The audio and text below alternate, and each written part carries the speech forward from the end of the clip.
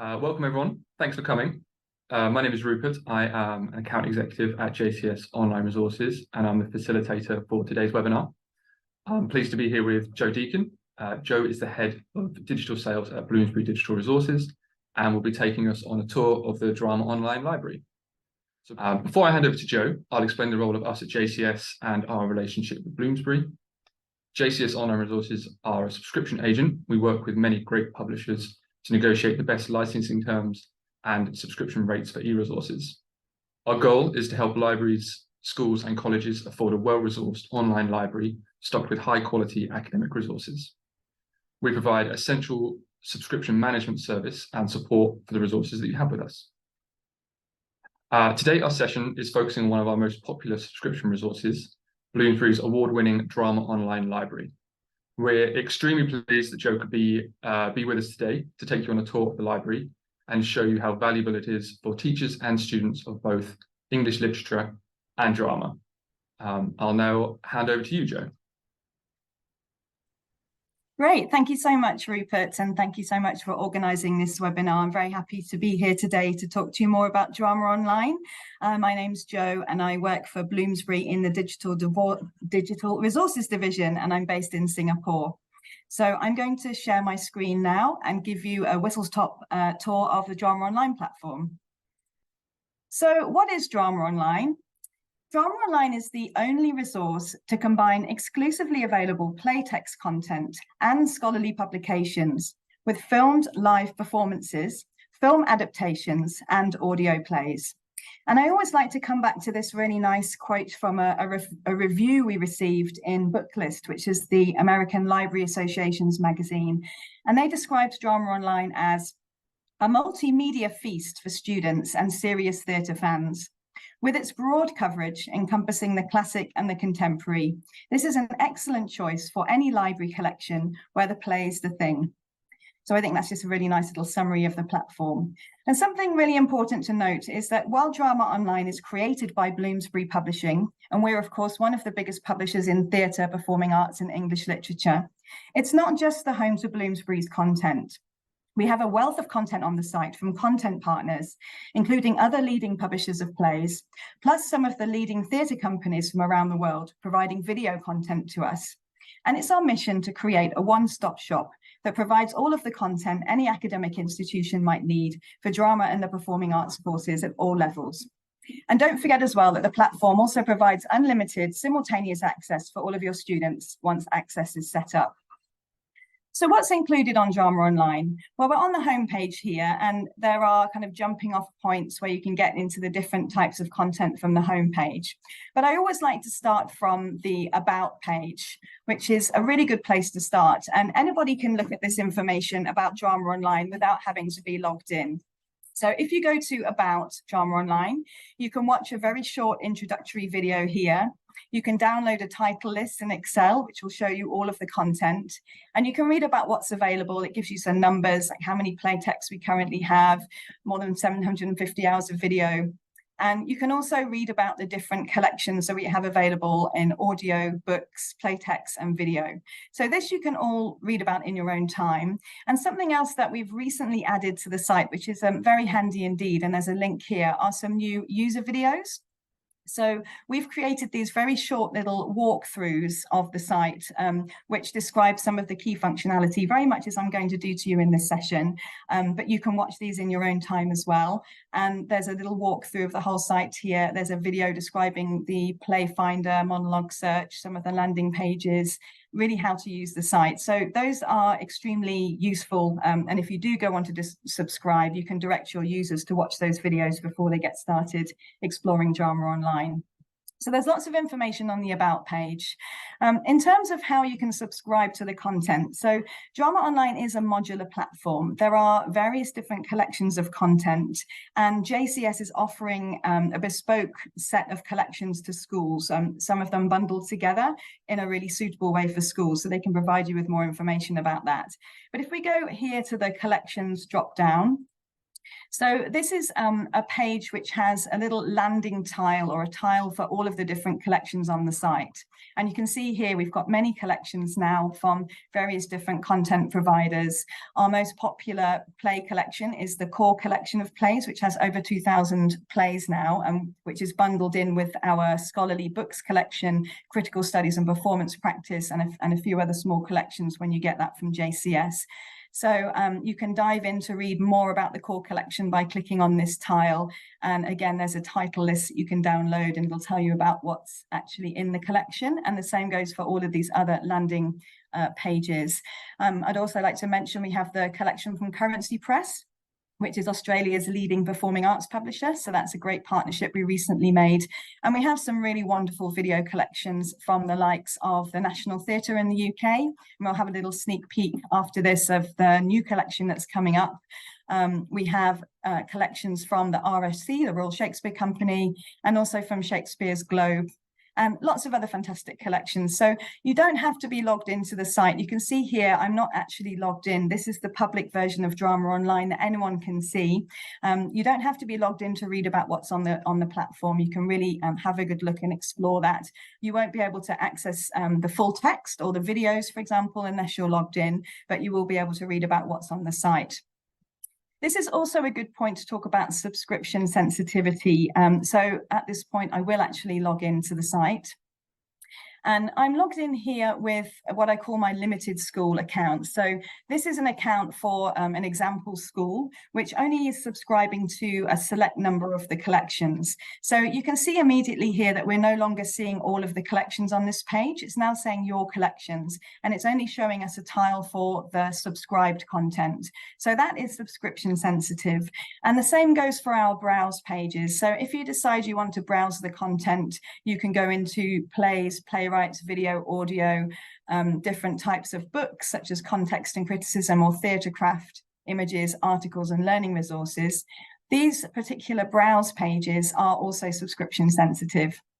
So I'm just going into the plays browse page here, and you can see here immediately that there's a little box that says only show content I have access to.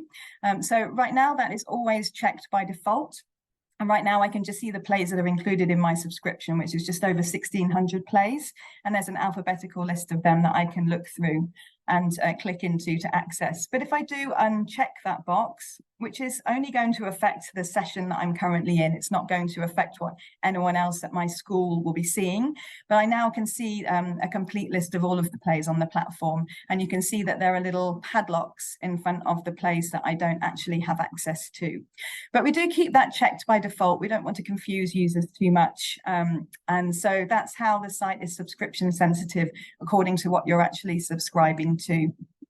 Another part of the site that's subscription sensitive are our Explore by pages.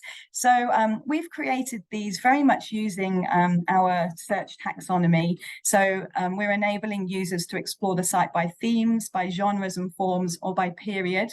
And if I just go into the themes page, you can see here what we've done is we've curated a number of what we think are important themes, and we've tagged every single piece of content on Drama Online with many pieces of metadata, and that's really, really key to the platform. So every play, every book, every video, every image will have lots of metadata associated with it that will describe it in terms of which themes, which period, which playwright. So you can really search the site in a very intuitive way using all of that metadata to inform the search taxonomy. So we've got a list of themes that users might want to explore here. But if you were to choose children and childhood, that would take us, let's quickly log back in. That would take us immediately into the search results screen. So this screen here is going to come up every time you run a search or any kind of search on the site or use one of our bespoke explore buttons, and you will get very familiar with this if you're using Drama Online. So the search results show with images at the top of the page, and then you'll see text results underneath. So we've got plays and videos, links to relevant book chapters as well, all to do with this particular theme of children and childhood. And you can see that filter's been popped up to the top of the screen there, but we can remove that filter if we want to just by clicking the little X. And then on the left-hand side, we've got another only show content, which I have full access to checkbox, which is checked by default, which means we're only going to get search results from our subscribed content. And then we can really filter down this search in an extremely granular way. We can say we just want to see results relevant to a particular playwright, and there are many, many listed here, or a particular content type. So for example, just videos or just books. Related to a particular play, genres and forms, period, other themes, practice subject, practitioner roles. It goes on and on. So we really have an extremely sophisticated search functionality and filtering functionality on the site to help you really find the content that you're looking for. So that's a very typical search results screen, which you'll come back to. We've gone via the Explore By section here, but of course you can always just run a search on a keyword. This is, I think, what most people do instinctively nowadays. So that search box will always be at the top of the screen, available to users. And we also have advanced search and advanced play search functionality. So the advanced search is pretty straightforward, but it gives us the opportunity to be a bit more specific. So I can say that I want to look for a keyword specifically in just the title or the author of the content item. I can also say that I just want to look for content that was published in particular years and just particular content types. So I can run a slightly more sophisticated search there. And we also have a play search functionality and monograph search functionality. So if you're looking for particular plays, for example, let's say you're looking for something to perform at your school and you wanted to search for plays, you don't necessarily need to use a keyword. You can add more than one field here. And you could say, I want this to have a number of scenes that is more than 10. And I want this to have a number of female characters that is more than 10 as well, or equal to a certain number, for example. And then you can run that search and it'll bring up all of the relevant plays, and you can use Boolean operators and or not, and add as many fields as you like. And similarly, we have a monologue search if you're looking for specific monologues or your students are looking for specific monologues. And here, for example, we could run a search for the keyword love. So we want to find some monologues about love, which are delivered by male characters and which have more than 150 words. I've already run that search, which is hopefully still here. Yep, and that is going to bring up all of the relevant monologues. So you can see here the play with a short summary of the play at the top, and then underneath there's a direct link to the monologues, which are available according to those criteria. And then let's say I just wanted to look for monologues in Shakespeare plays that were about love delivered by male characters. I could then add on that filter for Shakespeare, and immediately I'll see those. I can see that there's a couple of monologues in Love's Labour's Lost. And I can go straight through to that monologue, which is going to come up, and it'll take me straight there so that I can copy and paste that or come back to it later. It's a long monologue from the character Brown. I think that's how you pronounce it. So that's quite a handy feature on the site, the monologue search, which is all available here. How about actually reading plays themselves? So I'm just going to jump directly to the play landing page for Hamlet from the Arden Shakespeare Third Series, the first folio. And we can have a look at how our play reader works and some of the play tools as well. So you'll be immediately taken to a landing page for this particular play. And it would look very similar if you're looking at a book as well. Each book will have its own landing page. Each play text will have its own landing page. And you'll see here on the left-hand side, we've got various different tags to tell you which genres and forms it's related to, which period, the playwright, obviously, the setting, themes. So you can actually click through to these particular tags if you want to explore other content in those areas. You can go on a little journey and start looking at other content. And we can also see here related content that's been drawn out. We've got some other versions of Hamlet, video versions, which are all coming up here, and the audio version of Hamlet from the LA Theatre Works collection. So that will all come up according to the tagging that we've done on the site. And then you'll see here there's a little description of the play, how many acts, scenes, roles, etc. And underneath, we've also got an image gallery for images related to performances of the plays that we've got on the site. And if you keep going down, it'll take you to the abstract for this particular edition and the table of contents where you can click through to particular scenes. But if you just want to read the play, you would click on the read play button there, and this will take you straight into our play reader. And this is pretty intuitive and also mirrors how the print edition would show up. So if you hover over the play, you can see actually the page numbers, the pagination pops up, and that matches the print edition of this Arden Shakespeare version. And we've also got the ability here to hide or show hang on, I've got this far away. Hide or show the notes or the line numbers. So we can now show the line numbers here. And because we've wanting to show the notes, it's popped up with these little icons. And this is one of my favorite features about Drama Online, because when I studied Shakespeare, which was a very, very long time ago in school, and I did my A-level in English Lit, we were studying Shakespeare. And of course, we were using the Arden Shakespeare. I had my old very sort of weathered copies, and you would have to flick backwards and forwards inside the book to get to the end of each scene and read all the footnotes and then try and get back to the actual part of the scene you were reading, and it was just super arduous. But of course now we can provide all of those notes embedded within the text. So whenever you've got a highlighted word like this, you can just click on it and the note will pop up.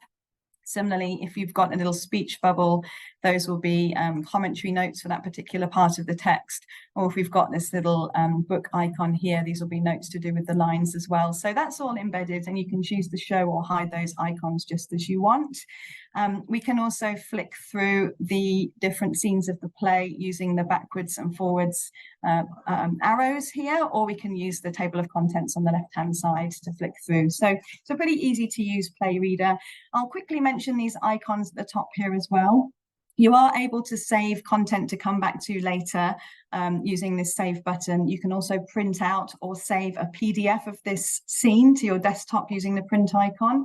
We also have a share button, which enables you to email a link to the play. It won't mean that anyone can read the play. The person who clicks on the link will still need to have access to Drama Online, but they will get a direct link through to that particular page.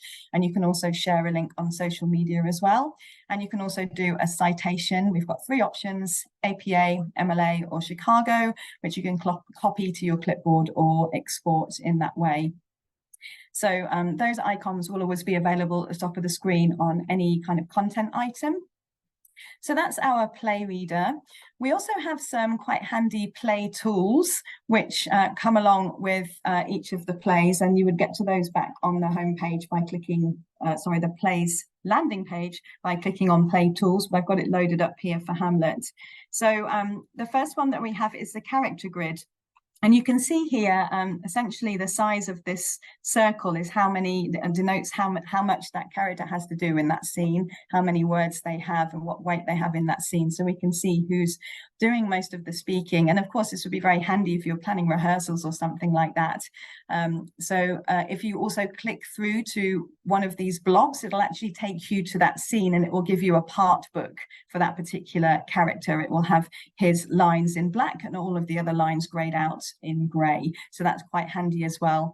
And then underneath we've got the words and speeches bar chart. This is currently showing the total words in each act and scene, but we can narrow this down by character as well. So if we just want to see Horatio and Bernardo, and we can see here how many words they have in each scene, which scenes they both appear in, which scenes it's only one of them. So these are just quite handy ways of analysing plays and planning rehearsals and who's going to have each part and things like that. So those are the play tools we have. Now I'm going to jump to showing you our video player. So how I would have got to this video is I would have gone searched for it, or I could have gone to browse contents video and then alphabetically jumped to J, because I'm looking for Jane Eyre, which is a fantastic production that's part of the National Theatre collection. A really wonderful production to have available for schools. So this will take you to the landing page for one of our videos. And again, on the left-hand side, you've got all of the information, related content there as well. But what we have here is a description of this particular production, a link to some learning resources, which we'll touch on in a moment, the cast and creatives, and also an image gallery. But what's really useful is we've got a transcript, and this is available for all of the videos on the site. You can choose to show or hide the transcript, and you can toggle on auto scrolling on or off, which means that if your student wants to watch the play and read the transcript at the same time, it will actually scroll along with the play. And you can also search inside the transcript. So if we just search for Rochester, this is going to show us all of the points where that line shows up in the play. So the first time that Rochester appears in Jane Eyre, I can click on that little bar, and it actually jumps immediately to that point. It jumps immediately to that point in the transcript and also in the video itself. So you can navigate through in that way. You can also switch on or off captions. You can switch on the English captions here. You can adjust the volume. You can choose to just show it in full screen, sit back and enjoy watching this video without everything else on the screen. And we also have an extremely handy clip making tool. So in order to use the clip making tool, I'm going to need to log in with my personal account.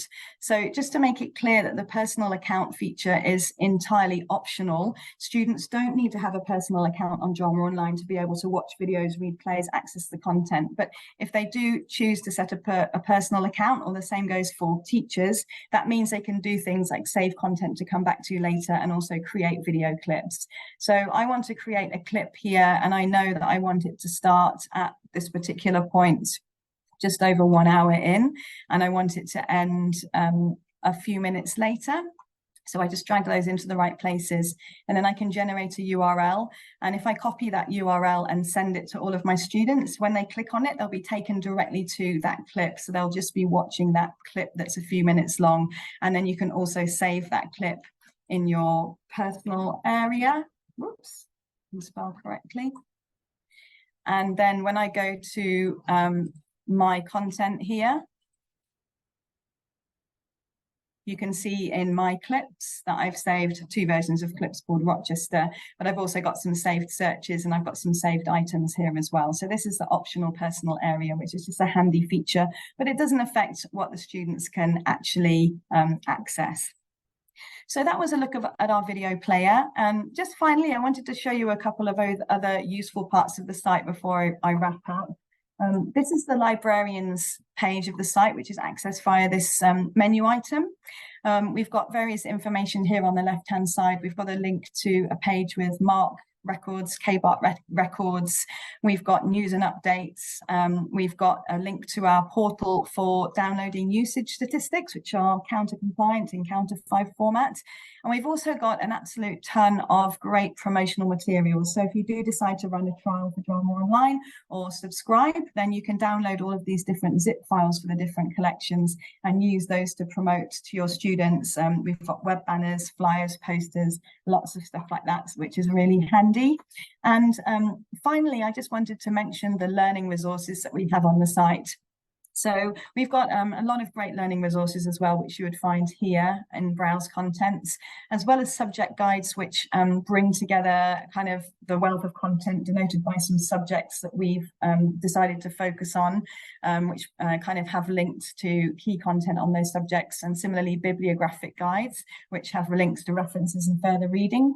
We do have specific learning resources for particular collections, which have been provided to us by those content providers. So we've got some wonderful stuff from the National Theatre and from the RSC and a few other providers here. If we just quickly look at the National Theatre collection, we've got an introduction for secondary school drama teachers or English teachers.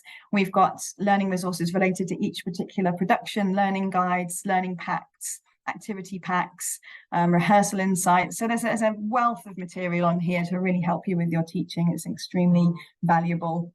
And I think that's all I wanted to say. I know that it's a bit of a quick whistle-stop tour. I hope that's given you an idea of what Drama Online is all about.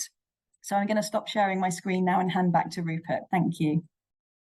Thanks, Joe. That was really great. I learned a lot. So next up, before we move on to the questions section, we have a preview of a production that will be available on the National Theatre 3 collection this September. This is a clip from the 2022 performance of Arthur Miller's The Crucible. The devil is alive in Salem, and we dare not quail to follow where the accusing finger points.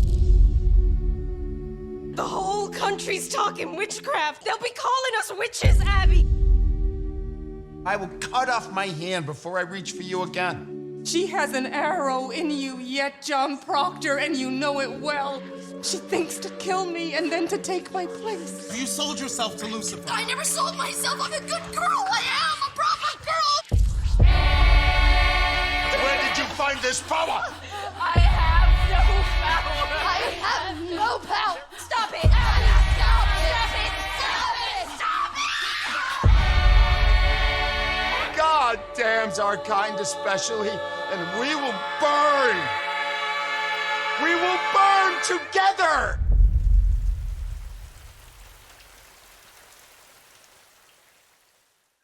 So now we have some time for your questions. Please type them into the chat and we will answer as many as possible.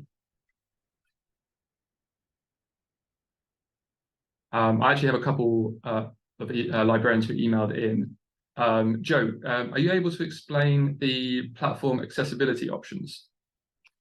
Yes, absolutely. We do have a specific page. I'll quickly go back to sharing my screen. We do have a specific page which tells you about the accessibility options on Drama Online. I'll just show you where we would find that. So it's actually in the About section.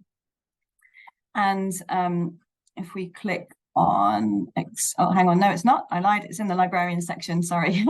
So if we click on accessibility here, we do have our accessibility statement available here, and we can also send a VPAT if you need one, which is like a fuller version of the accessibility statement.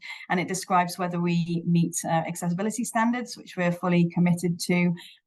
So we aim for compliance with level AA of the Web Content Accessibility Guidelines version 2.1. And you can read a bit more about that there, whether you can resize the text, navigate using the keyboard only, etc., etc. But if you need any information or have any more questions about accessibility, we're very happy to provide that. We really are striving to be as accessible as we possibly can on the site. So we hope that's going to make it really open to absolutely anybody who might want to use it. Yeah, that's great. If someone has questions about accessibility and also the K-bar records, that's something that I can pass on to Joe and the team at Bloomsbury. We always get asked about pricing. So Joe mentioned earlier that that there are multiple collections, and at JCS we have grouped them into 20 overall collections so far. So these are kind of either based on publisher or based on content. So as Joe mentioned, the core and critical studies collections, one of the biggest, involves the play texts and the scholarly articles that kind of give the contextual information about them. So the way we group these, it gives flexibility, allows our subscribers to pick and choose the collections that are most suited to their studies. Overall pricing is based on your pupil numbers, so that's kind of relevant to each school individually. So if you like a quote, email the JCS team, we'll come back to you with a pricing there. I think we're at our time limit. So I'd like to thank everyone for coming, and really thank Joe for your time. I learned a lot. I hope everyone else did too. So next, the recording will be emailed to everyone who registered. It will also be available on our YouTube channel in the very near future. The email with the recording will invite you to start a 14-day trial. This is open to everyone, so if you're not a subscriber, you can explore the content of Drama Online in full. If you are a subscriber, we can unlock the other collections that you don't already have access to. Thanks again for coming. I'd encourage you to follow us on Instagram and find us on LinkedIn. Our handle's in the top right of the screen there. We always follow back teachers and librarians, and always really keen to see what everyone's doing. So thanks very much.